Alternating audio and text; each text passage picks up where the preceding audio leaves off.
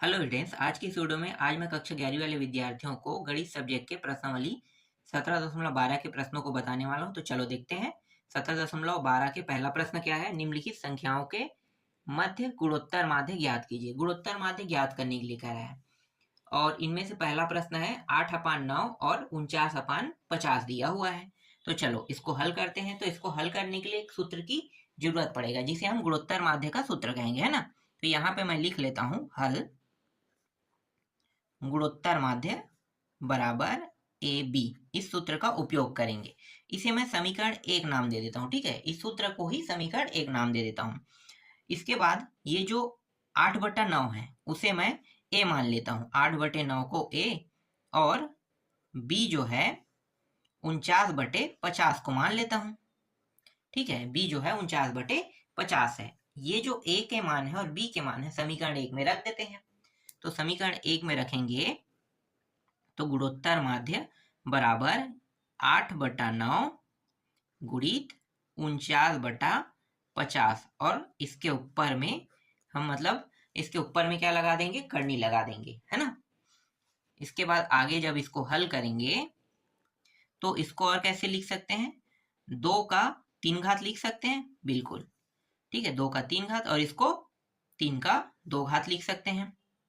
गुणित 49 को 7 का 2 घात लिख सकते हैं। 50 को 5 का 2 घात गुणित 2, इस प्रकार से इसे लिख सकते हैं। ठीक है, तो लिख देते हैं। ठीक, यहां तक आपको समझ में आ गया। गुणोत्तर माध्य बराबर, अब देखो जो जो जोड़ा बना रहा है वो वर्गमूल से बाहर निकल जाएगा ना। तो जोड़े वाले मान जो है एक एक के रूप में निकलेगा। ठीक है, तो यहाँ पे देखो 3 घात है मतलब 2 घात तो निकल जाएगा। 2 घात मतलब 2 बस। यहाँ से 7 बाहर निकल जाएगा, नीचे से 3 बाहर निकल जाएगा और इससे 5 बाहर निकल जाएगा। अब बचा क्या कोष्टक के अंदर, कोष्टक नहीं, करनी के अंदर 2 और 2 बचा। 2 और 2 कट जाएगा, है ना। इसका मतलब क्या है, 1। तो 1 भी क्या होगा, आसानी से बाहर निकल जाएगा, है ना। एक एक बार में कटा मतलब 1 भी निकल जाएगा। तो जो मान ये दिखाई दे रहा है बस यही मान हमारे पास बचा है। तो गुणोत्तर माध्य बराबर 7 दूनी 14 और 3 पंचे 15। ठीक है, ये क्या है, इस प्रश्न का उत्तर है। ठीक, पहला प्रश्न समझ में आ गया। बहुत ही सरल और बहुत ही आसान था। आसानी से गुणोत्तर माध्य निकल गया, है ना। चलो दूसरा प्रश्न देखते हैं। देखो दूसरा प्रश्न है 0.008 दिया हुआ है और 0.2 दिया हुआ है। ठीक है, इसके लिए भी जो गुणोत्तर माध्य होगा ए बी, ठीक है यही है। ये पहला समीकरण नाम दे देते हैं। अब आपको समझ में तो आ गया है कि ए कौन सा है और बी कौन सा है। बस ए और बी के मान को रख देते हैं। तो ए के मान को यहाँ पे रखेंगे 0.008 गुणित 0.2। ठीक, करना क्या है, गुणा करना है, सिंपल गुणा कर देना है। लेकिन ये जो प्रश्न है अगर आपसे इस तरीके से नहीं बनेगा, है ना, दशमलव पॉइंट पे है, आप आसानी से इसे नहीं बना सकते। तो इसको बनाने का एक और तरीका है ना। क्या करेंगे, ये जो है ना 8 को इस प्रकार से लिख लेंगे। देखो दशमलव का क्या होता है, 1 होता है। 1 2 3, 3 शून्य, इस तरीके से 3 शून्य ले लेंगे। इसके बाद देखो ये दशमलव, पहले 2 लिखो, फिर दशमलव का 1, दशमलव बाद कितने संख्या है, 1 संख्या, मतलब 0, इस प्रकार से। फिर इस 8 को 2 का 3 घात के रूप में लिख सकते हैं। इस 1000 को कैसे लिख सकते हैं, ये जो 1000 है इसको 10 के 3 घात के रूप में लिख सकते हैं। तो 10 का ये 3 घात हो गया गुणित 2 और फिर 10 का 1 घात, है ना। फिर ये रहा करनी के अंदर, देखो 2 और यहाँ पे 3 घात और यहाँ पे 1 घात, 4 घात हो गया। तो 2 का 4 घात और यहाँ पे 3 और 1, 10 का भी 4 घात हो जाएगा इस तरीके से। ठीक, तो ये जोड़ा बना रहे हैं ना, तो 2 जोड़ा बन रहे हैं मतलब 2 दूनी 4। तो 4 को मैं डायरेक्ट यहाँ पे बाहर निकाल दूं। देखो 2 गुणी 2 करूंगा तो 2 दूनी 4 होगा, तो सीधा 4 लिख देता हूँ। ठीक है, और यहाँ पे 10 का 2 घात निकल जाएगा मतलब 10 गुणी 10, तो 10 दही 100, तो 100 इस तरीके से बाहर निकाल देता हूँ। ठीक है, अब इसको भाग दे दो तो भाग देंगे तो ये वापस दशमलव फॉर्म में हमें प्राप्त हो जाएगा। तो 0.04 प्राप्त होगा और यही क्या है, इस प्रश्न का उत्तर है। ठीक है, इस तरीके से 0.04 जो है दूसरे प्रश्न का उत्तर। देखो बहुत आसानी से, बहुत सरल तरीके से दूसरा प्रश्न बन गया है ना। तीसरा प्रश्न देखो, तीसरा है a का 3 घात और b दिया है, और a b का 3 घात। ठीक, इसको बना लोगे क्या? इसको छोड़ देता हूँ, ठीक है। विधि एकदम सरल और सिंपल है, बस आपको मान को रखना है, जहां तक हल होगा वहां तक हल करना है, जहां पे हल छूट जाएगा वहां पे रोक देना है ना, उत्तर आ जाएगा उसके बाद। ठीक है, तो इसको बना के देख लेना, इसको मैं छोड़ देता हूँ। इसी तरीके से -8 वाले को भी बना के देखना, और -2 का, बस सेम टू सेम जैसे मैंने किया है, बस वैसे ही आपको क्या करना है, ठीक है। इस तरीके से ये चौथा प्रश्न भी आपसे बन जाएगा। चलो अब देखो दूसरा प्रश्न। तो देखो दूसरा प्रश्न क्या है, दो संख्याओं का गुणोत्तर माध्य 16 है, यदि एक संख्या 32 है तो दूसरी संख्या ज्ञात कीजिए। तो जो दिया है पहले उसको हम लिख लेते हैं, ठीक है। हल लिख लो, दिया है गुणोत्तर माध्य मतलब जीएम है ना, जीएम बराबर कितना दिया है, 16 दिया है। एक संख्या मतलब पहली संख्या का मान दिया है 32, और बीवा का मान निकालना है ना, दूसरी संख्या का मान निकालना है। तो सूत्र लगा दो, तो गुणोत्तर माध्य बराबर ए बी। तो गुणोत्तर माध्य का मान 16 है, 16 रख देंगे यहाँ पे, फिर बराबर ए का मान कितना है, 32 है, और गुणित बी का मान ज्ञात करना है। तो ये रहा 16।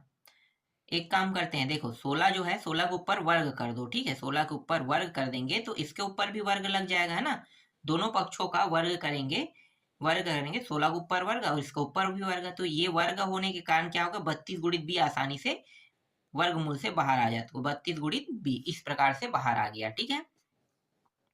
तो ये रहा 16 गुणित 16, इस तरीके से इसे लिख लेते हैं, 16 गुणित 16, और ये 32 जो है ये नीचे आ जाएगा, यहाँ पे सिर्फ बी बस बचेगा।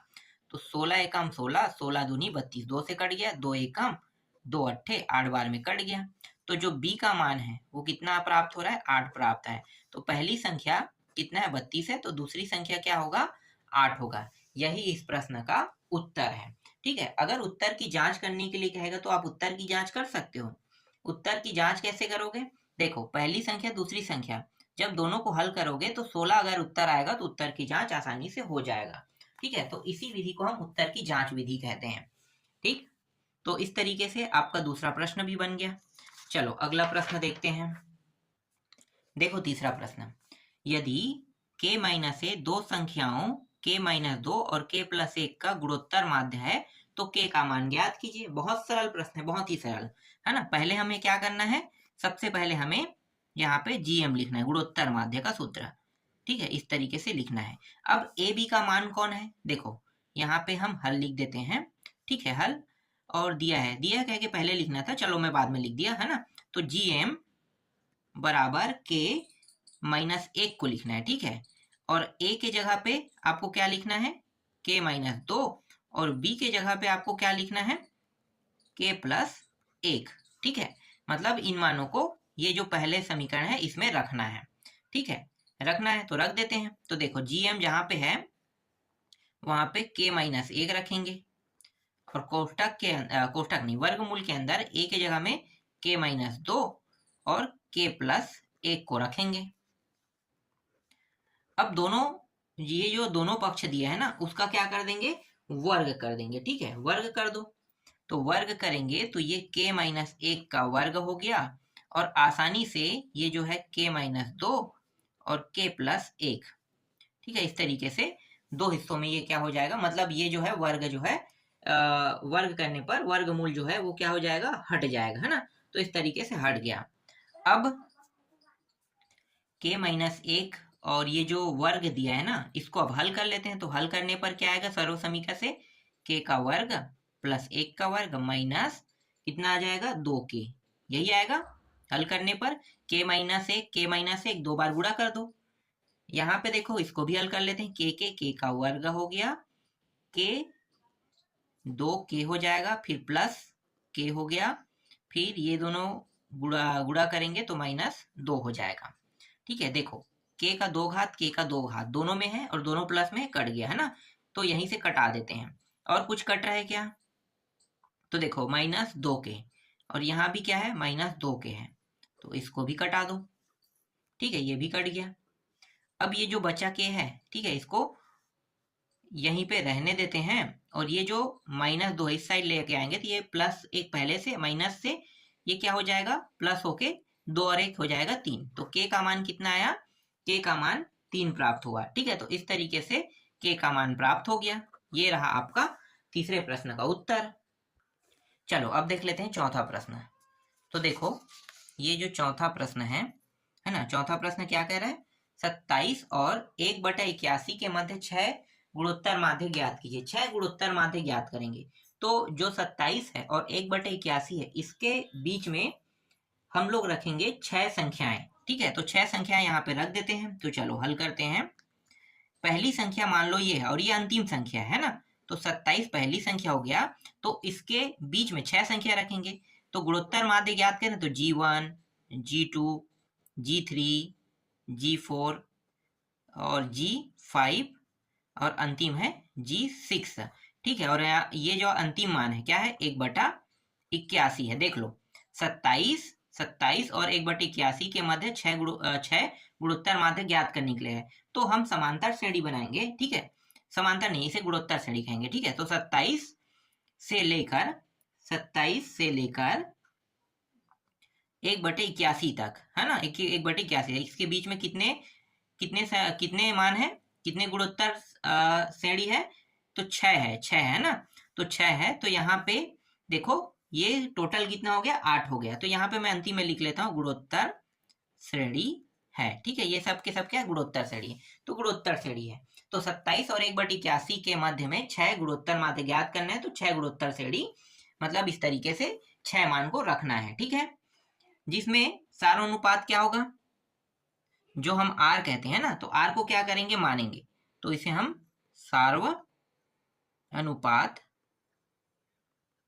R है ना, R है तब, सारानुपात R है तब देखो कितने हैं 1 से लेके 8 तक के, मतलब यहां से गिनेंगे तो टोटल 8 पद है, मतलब ये 8वां पद है ना, 8वां पद।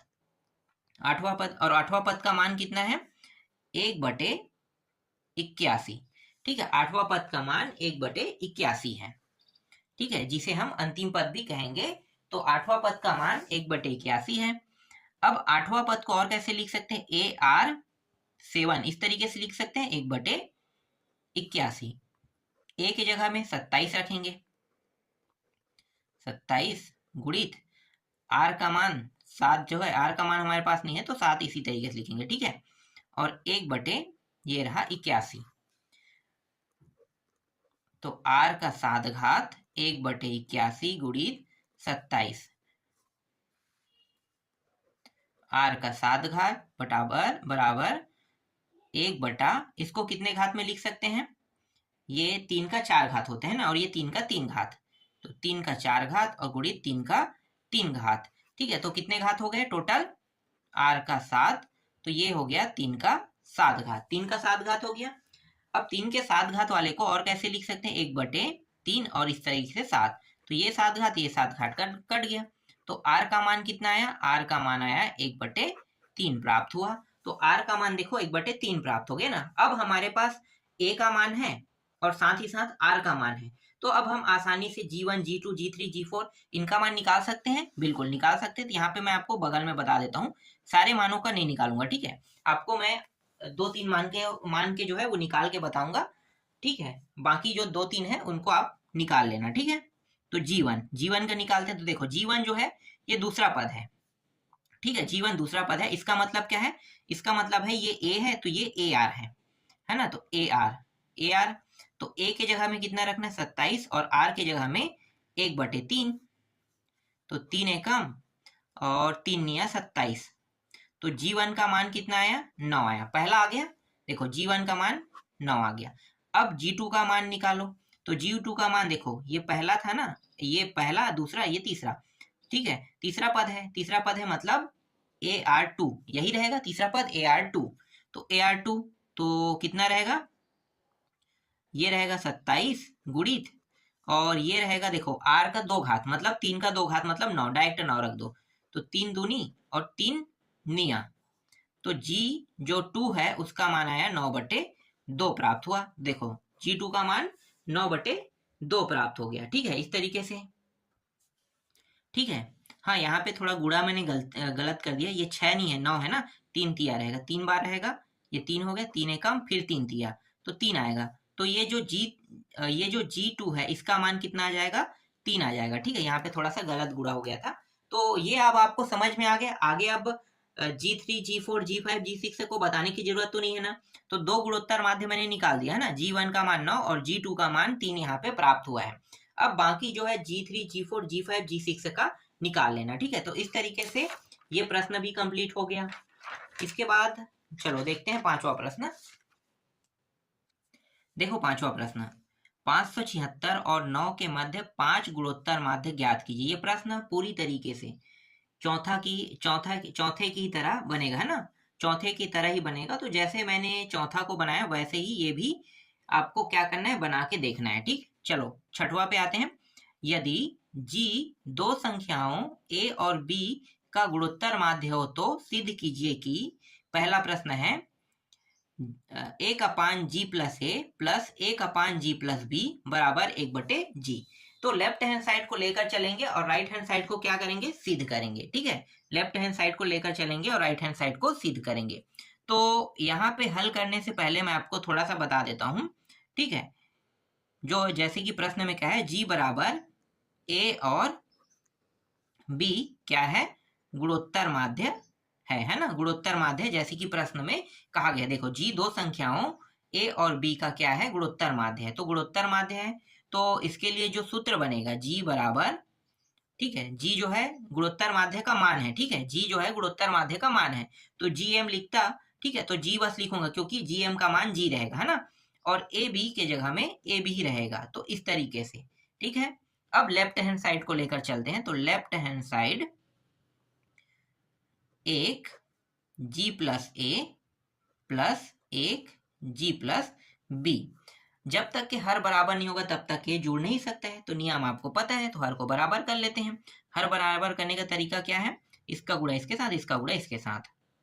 तो G+B का गुणा 1 के साथ हो गया, प्लस G+1 का गुणा इसके साथ।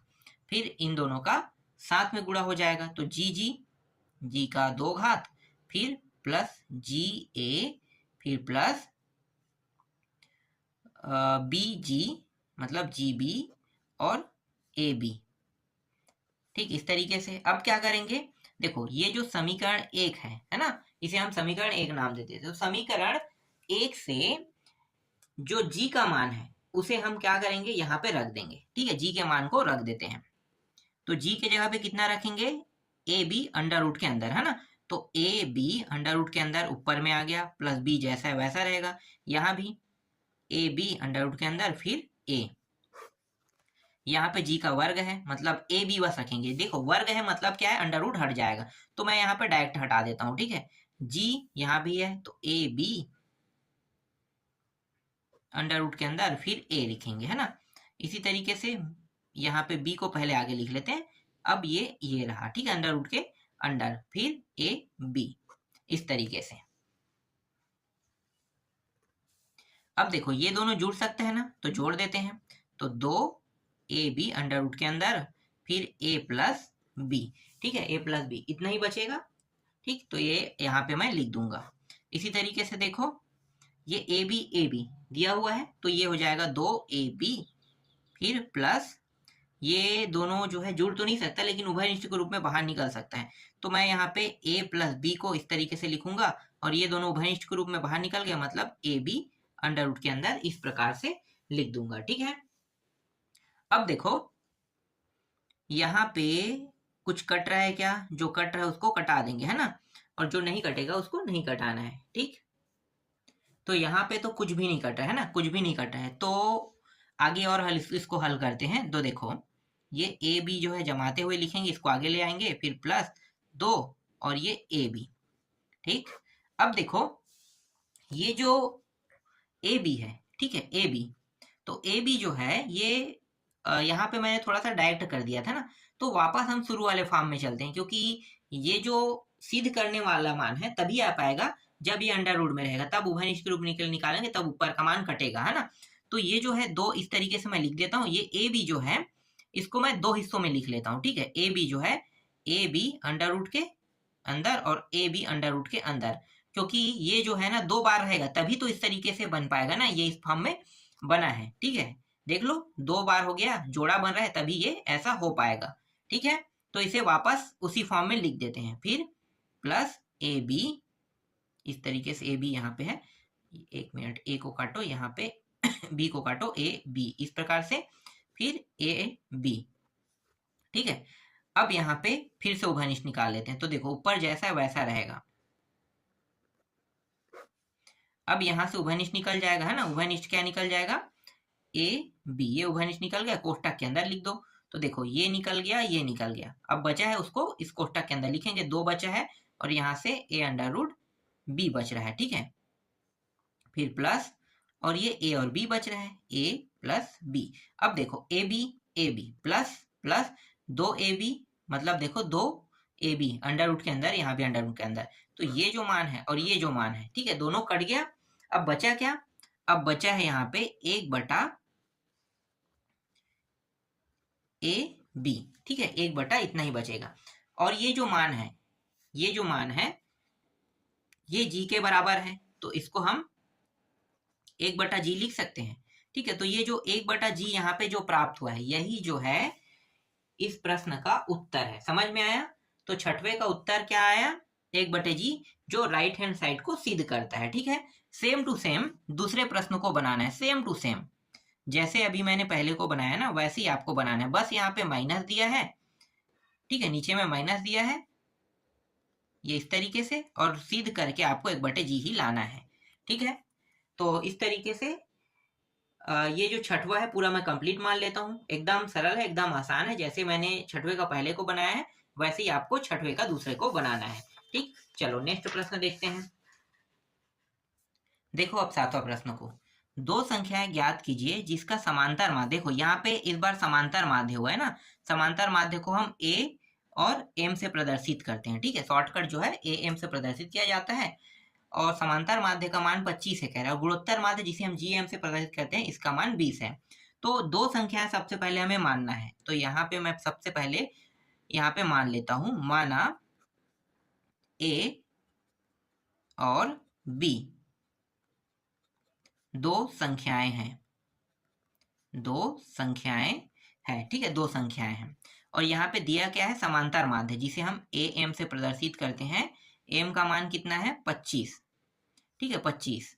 तो समांतर माध्य में ए एम का मान 25 है, तो समांतर माध्य का नियम आपको पता होगा, दो संख्या है तो दोनों संख्याओं को जोड़ दिया जाता है, ठीक है। तो जोड़ेंगे तो ए बी को जोड़ देंगे और दो से भाग कर देंगे, जितनी संख्या उतने से भाग कर दिया जाता है, दो संख्याओं को दो से भाग कर देते हैं, और यहाँ पे 25 इसको इस प्रकार से लिख लेंगे।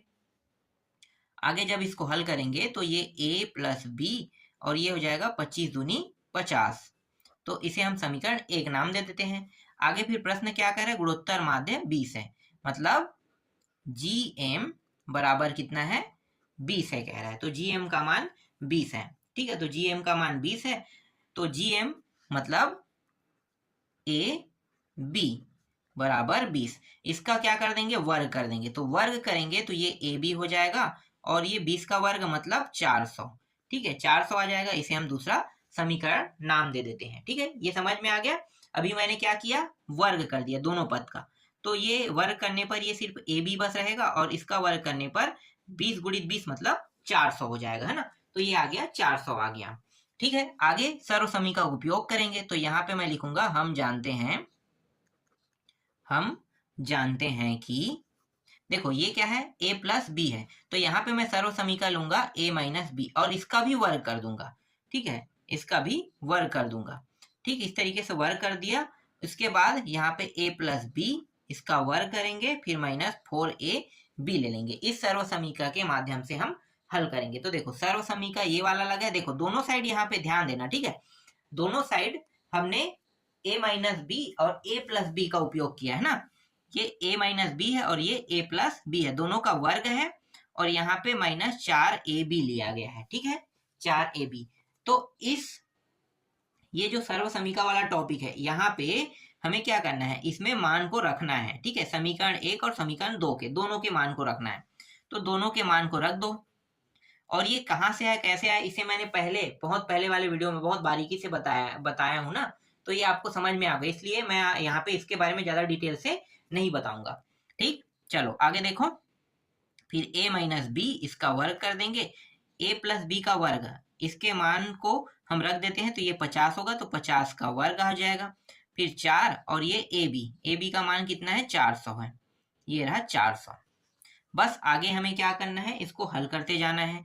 तो a माइनस बी का वर्ग 50 का वर्ग करेंगे तो कितना हो जाएगा, तो ये हो जाएगा 500, 500 नहीं 2500 है ना, 2500 हो जाएगा।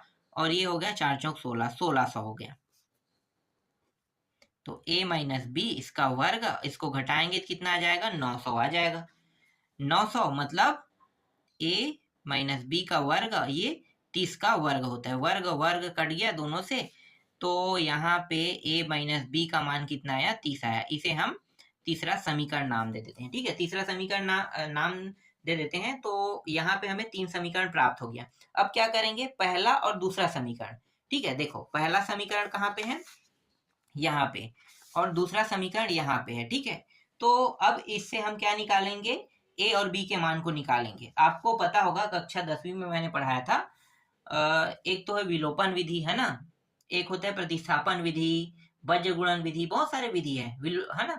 सूत्र विधि भी, मतलब सूत्र विधि नहीं है उसे हम क्या कहते हैं, एक को ग्राफ विधि। तो उन्हीं विधियों से हम ए बी का मान निकालते हैं। तो यहाँ पे मैं विलोपन विधि का उपयोग करूंगा, ठीक है। तो विलोपन विधि से यहाँ पे लिख देता हूं, विलोपन विधि से समीकरण 1 और 2 को क्या करेंगे, जोड़ेंगे, है ना, जोड़ने पर। यहाँ पे हम हल कर रहे हैं विलोपन विधि से, और विलोपन विधि का उपयोग कर रहे हैं, तो यहाँ पे मैं आपको थोड़ा सा इस तरीके से करके बता देता हूँ, ठीक है।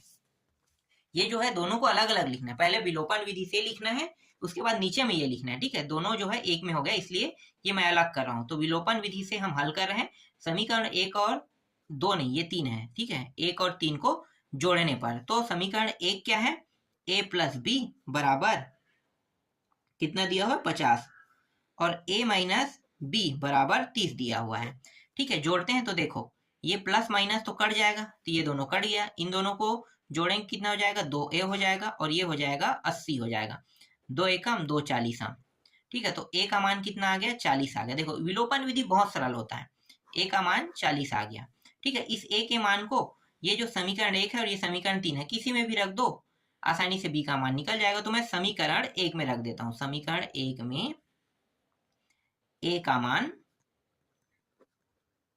रखने पर, तो a के मान को रख देते हैं समीकरण 1 में। तो देखो a का मान 40 40 है ना, 40 यहाँ पे रख देंगे, फिर प्लस b बराबर 50, तो b बराबर इस 40 को इस पार ले जाएंगे, तो 50 माइनस कितना हो जाएगा, 40, तो b बराबर कितना आ गया, b बराबर यहाँ पे 10 आ गया, ठीक है। तो b का मान कितना प्राप्त हुआ, 10 प्राप्त हुआ।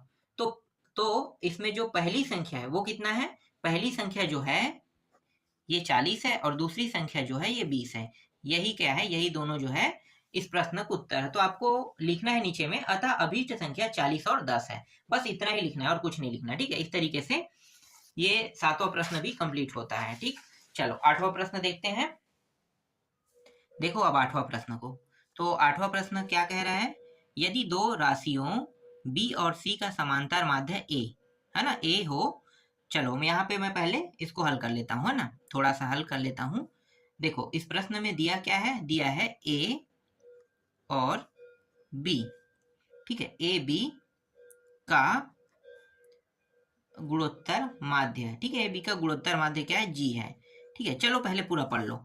यदि दो राशियों b और c का समांतर माध्य a हो तथा g1 और g2 इनके मध्य दो गुणोत्तर माध्य हो, तो सिद्ध कीजिए कि g1 का 3 घात प्लस g2 का 3 घात, ठीक है, दोनों को प्लस करने के बाद 2abc हमें क्या करना है, सिद्ध करके लाना है। तो चलो इसको हल करते हैं, ठीक।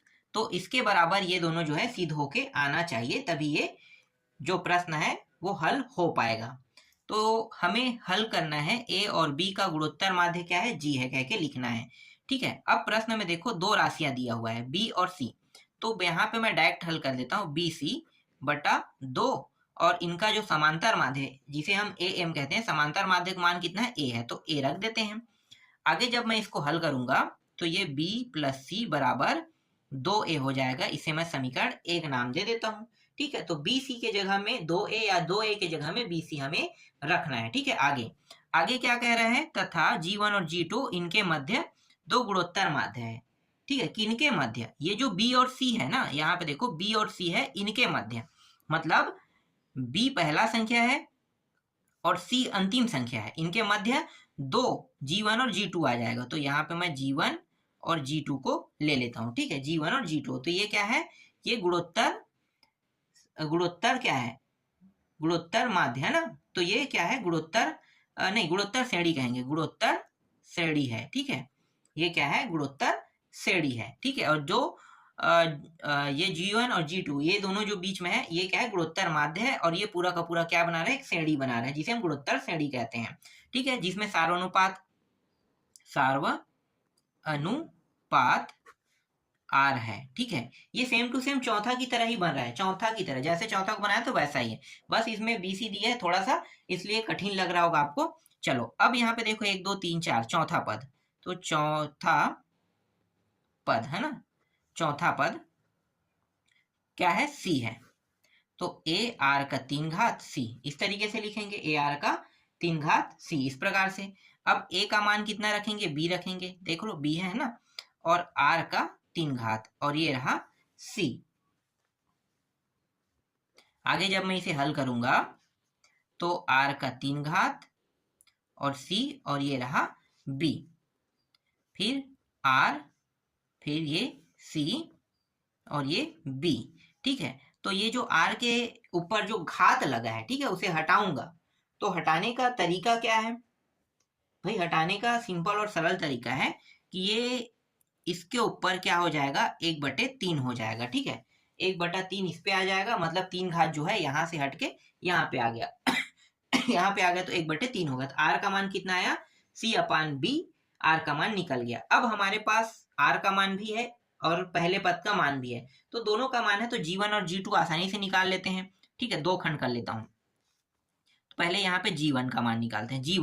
G1 मतलब दूसरा पद, देखो पहला दूसरा AR है ना, यहाँ पे मैं बता दूं, ये A होता है, ये AR होता है, ये AR का वर्ग होता है, और ये AR का 3 घात होता है।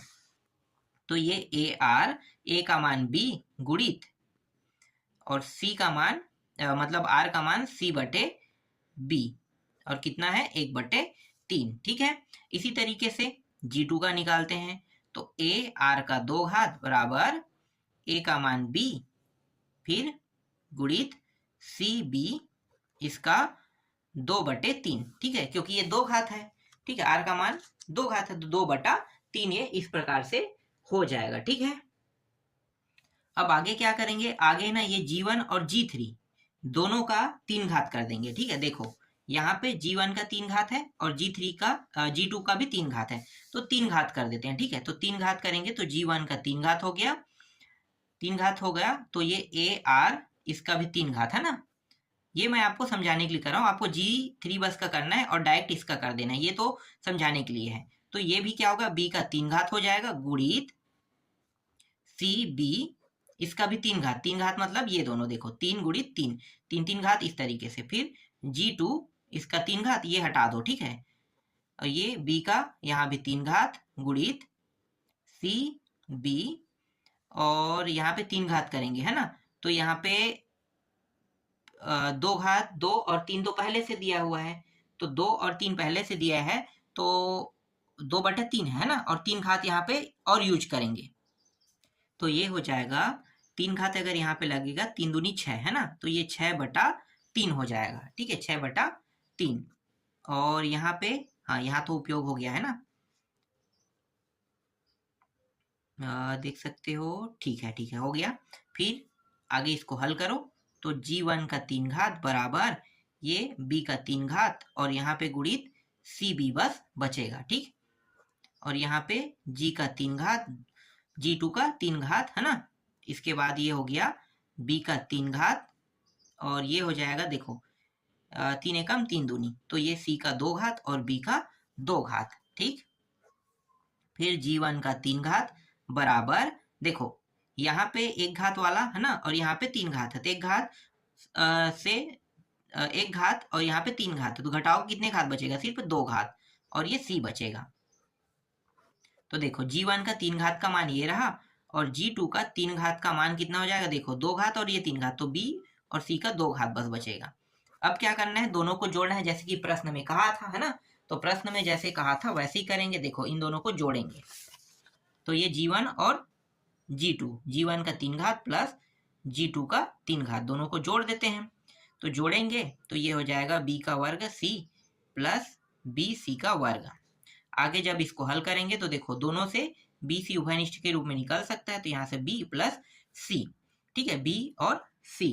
अब क्या करेंगे, समीकरण 1 को देखेंगे। देखो समीकरण 1, bc की जगह में कितना रखेंगे, 2a, तो bc के जगह में 2a रख देते हैं, तो ये bc गुणित इस पूरे के जगह में 2a, तो जमा के अब लिख लेते हैं 2a bc, तो g1 का 3 घात प्लस g2 का 3 घात, इसके बराबर देखो जो चीज हमें सिद्ध करके लाना था आ गया, तो यहाँ पे मैं लिखूंगा सिद्ध हुआ।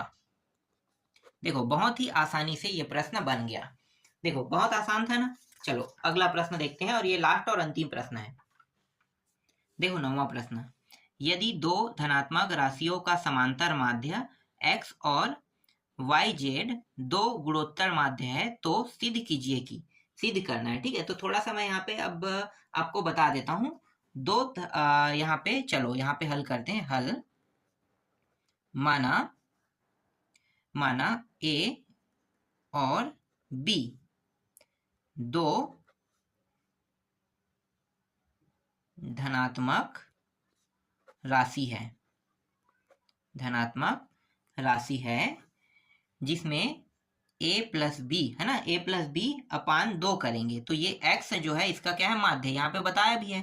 देखो दो धनात्मक माध्य मतलब दो धनात्मक राशियों का समांतर माध्य कितना है, ये तो पहला राशि ये है और दूसरा राशि ये है, ठीक है। दोनों जो है इन राशियों मतलब दो धनात्मक राशि हो गया और इनका समांतर माध्य कितना है, x कह रहा है, तो देखो x मैंने रख दिया, ठीक है। जब आगे इसको हल करेंगे तो a प्लस बी बराबर 2 कितना हो जाएगा, 2x। ये रहा आपका समीकरण 1, एकदम सेम टू सेम 8वां की तरह लग रहा है ना। 8वां में भी ऐसा ही हुआ था, ठीक है। जब a भी आएगा तो उसके जगह में कितना रखेंगे, इसके जगह में 2x रखेंगे। समझ में आ रहा है। अब आगे क्या करेंगे, आगे जो है देखो आगे ये जो y और z है दो गुणोत्तर माध्य है, ठीक है। y और z जो है ये क्या है, दो गुणोत्तर माध्य है, ठीक है। गुणोत्तर माध्य मतलब ये जो दो राशियां हैं, देखो दो धनात्मक राशि a और b इसके मध्य में रहेगा, ठीक है। तो इसके मध्य में रख देते हैं, तो पहला हो गया a, फिर y, दूसरा, तीसरा z और अंतिम जो है ये b, ठीक है। ये सब क्या है, गुणोत्तर श्रेणी है, ठीक है, गुणोत्तर श्रेणी। और ये दोनों क्या है, इसके बीच में जो मान है ये गुणोत्तर माध्य है, ठीक है। कितने पद हुए, 4 पद, तो 4 पद मतलब चौथा पद है ना, चौथा पद बराबर अंतिम पद क्या है, b, इस तरीके से लिखेंगे। तो ये a r का 3 घात और ये रहा b। a का मान कितना रहेगा, a का मान a ही रहेगा, है ना। तो a का मान a, r का 3 घात, तो ये r का 3 घात और ये b बटा a, इस तरीके से। r के 3 घात से अगर मैं r के जो ऊपर घात है उसे हटाऊंगा तो b बटा a इसके ऊपर 1/3 घात लग जाएगा, ठीक है। अब देखो ये जो r है यहाँ पे मैं r लिख देता हूँ, b बटा a इसका 1/3 घात, ठीक है। तो 1/3 घात ये आया, इसको हटा दो, ठीक है। तो r का मान निकल गया, a का मान हमारे पास पहले से ही है, बस अब इसको क्या करना है भाई, हल करते जाना है, बहुत आसानी से उत्तर आ जाएगा। तो पहले किसके लिए करोगे, y के लिए, है ना। y जो है वो दूसरा पद है, तो दूसरा पद के लिए करोगे, ठीक है। तो दूसरा पद के लिए पहले करोगे, तो y यहाँ पे मैं लिखता हूँ y जो है a r है ना, दूसरा पद, तो a के जगह में a रहेगा, r के जगह में कितना रखेंगे, b बटे a और इसका 1/3 घात, ठीक है। ऐसा कर देते हैं, ठीक, एक और खंड कर देते हैं क्योंकि y के साथ z का भी तो करना है ना, तो z का भी करेंगे तो z का भी कर देते हैं। तो a r का 2 घात, तो ये हो गया a गुणित b अपान a, इसका भी 1/3 घात, इस तरीके से। तो y बराबर, इसको हटा देते हैं ना ए आर को, और यहाँ पे ए आर का वर्ग हटा देंगे सीधा, ये y और इसको बस देखेंगे। ठीक है, अब इस प्रश्न को देखो, देखो यहाँ पे कितने घात है, 3 घात, और z का भी 3 घात, तो 3 घात कर दो। तो y का 3 घात कर देते हैं। देखो y का 3 घात कर दिए, तो ये a का भी कितना घात हो गया, 3 घात हो गया, गुणित यहाँ पे देखो ये दोनों 3 घात होके कट जाएगा, तो मैं कटा देता हूँ डायरेक्ट। ठीक है, तो यहाँ पे बचेगा सिर्फ b/a, यहाँ पे z, ये सेम टू सेम है, 8वां की तरह बन रहा है ना, सेम टू सेम, तो इसलिए डायरेक्ट कर देता हूँ। यहाँ पे 3 घात मतलब ये 3 घात, फिर a का 3 घात। अब देखो यहाँ पे कितने हैं, यहाँ पे है ये 3 और ये 3, ठीक है, दोनों 3 हो जाएगा, 3 होके, एक मिनट, यहाँ पे 2 होगा, यहाँ पे 2 है, r का मान 2 है ना, तो 2/3। ठीक है, तो देखो ये 3 दूनी 6 है, 6 होके 2 घात बचेगा, मतलब b/a। ठीक, इसका 2 घात, इसका 2 घात, क्योंकि 2 घात बस बचेगा ना, 6 हो जाएगा, 3 दूनी 6, और 3 से भाग देंगे तो 2 बचेगा, तो 2/3। तो थोड़ा सा डायरेक्ट कर रहा हूँ यहाँ पे। ठीक, अब y3 का जो मान है, मतलब y के 3 घात का मान है, देखो यहाँ पे a का 2 घात और b प्राप्त होगा, इसका मान इतना प्राप्त हुआ, और z का मान, z का 3 घात का मान प्राप्त होगा, एक a और b का 2 घात। ठीक है, ये मान हमें प्राप्त हुआ। ठीक है, ये मान प्राप्त हो गया। ठीक, यहां तक आपको समझ में आ गया। अब क्या करेंगे, ये जो y का 3 घात है और z का 3 घात, देखो यहाँ पे क्या किया है, जोड़ दिया है ना, तो जोड़ देंगे, तो जोड़ दो यहाँ पे। तो ये रहा y के 3 घात प्लस z के 3 घात, दोनों को जोड़ेंगे तो जोड़ने पर ये हो जाएगा a का 2 घात b प्लस a b का 2 घात, तो y के 3 घात प्लस z का 3 घात, यहाँ से उभयनिष्ठ a b निकल जाएगा, और यहाँ पे a प्लस b बचेगा। a b के जगह में कितना मान रख सकते हैं, देखो मैं आपको दिखा देता हूँ, 2x, समीकरण 1 से है ना, तो समीकरण 1 से हम मान रख रहे हैं, तो y का 3 घात प्लस z के 3 घात, और ये रहा a b, और यहाँ पे रखेंगे 2x गुणित 2x। ठीक है, 2x हमने रख दिया। अब आगे ये जो y का 3 घात है और ये z का 3 घात है ना, तो 3 घात में x नीचे तो आ गया, अब बचा क्या है, y और z, और यहाँ पे बचा क्या है, 2ab। ठीक है, तो 2 जो ab है, ठीक है, वो y z में चेंज हो जाएगा, पर कैसे चेंज होगा, तो इसके लिए हमें प्रश्न को देखना होगा। देखो x आ गया है, देखो प्रश्न को देखो, y का 3 घात प्लस z का 3 घात, ये दोनों एक साथ हो गया, बटा करके x आ चुका है। ठीक है, 2 भी इस साइड में है, लेकिन a भी इस साइड में है ना, तो y z करना है, तो y z का बस गुणा करना है। तो देखो y z का मान देखो, y और ये z है ना, y z का मान, तो y z के मान को गुणा कर देते हैं। तो यहाँ पे मैं बगल में कर देता हूँ, ठीक है, बताने के लिए मैं यहाँ पे बगल में कर देता हूँ, उसको आपको नीचे में करना है। ठीक है, तो y z के मान को बगल में मैं कर देता हूँ, तो y और z दोनों गुणा कर रहे हैं, देखो y और z का गुणा करेंगे तो इसके जो मान है वो भी गुणा हो जाएंगे, तो a दोनों गुणा हो जाएगा, a का 2 घात, a का कितने घात हो जाएगा, 2 घात। ठीक है, a का 2 घात, ठीक, फिर गुणित देखो b ये है। ठीक है, तो यहाँ पे मैं b और a को लिखेंगे।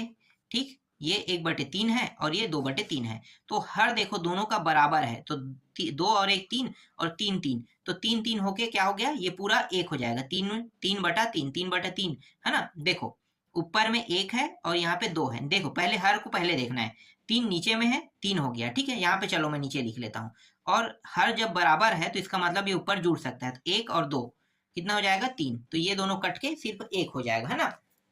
इस तरीके से a और ये कट गया, तो y और z बराबर ab। तो जहां पे ab है उसके जगह पे आप क्या रख सकते हैं, yz। तो देखो yz हम यहाँ पे रख देंगे। ठीक है, कहाँ से आ रहा है पता चल गया, तो ये y का 3 घात और z का 3 घात, फिर x बराबर 2yz। ठीक, yz, फिर y का 3 घात, फिर z का 3 घात, फिर yz को x के साइड में ले आते हैं, और यहाँ पे 2, और यही हमें सिद्ध करके लाना था, तो देखो सिद्ध हुआ। इस तरीके से आपका जो प्रश्नावली 17/12 के जो 9वां प्रश्न है वो भी कंप्लीट हो गया। इस तरीके से ये पूरा प्रश्नावली कंप्लीट होता है। ठीक है, इसके बाद मैं आपको नेक्स्ट प्रश्नावली को बताऊंगा।